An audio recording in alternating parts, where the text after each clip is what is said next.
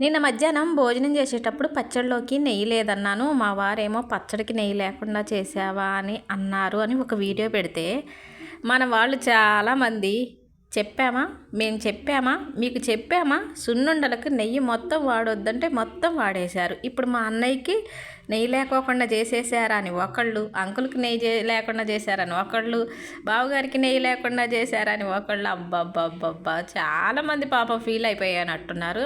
మీరే కాదండి, నేను కూడా ఫీల్ అయ్యాను. మా వారు నెయ్యి ఎక్కువ తినరు, కానీ ఈ పచ్చళ్ళకి లేదా కారప్పొడికి నెయ్యి కంపల్సరిగా తింటారు. అలాంటిది నిన్న పచ్చడిలోకి నెయ్యి లేదనేసరికి నాకు కూడా కొంచెం ఇబ్బంది అనిపించి, ఇక రోజు పెరుగు మీద మీగడ తీసి ఫ్రిడ్జ్లో పెడతాను కదా, ఆ మీగడ కొద్దిగా ఉందండి. రాత్రికి భోజనం చేయబోయేసరికి ఆ ఉన్న కొద్ది మీగడనే నెయ్యి చేసి ఈ పచ్చడిలో వేసి ఆయన గారికి అన్నం పెట్టాను. నేను కూడా తిన్నాను అనుకోండి. ఇప్పుడు సంతోషమేనా మీ అందరికీ?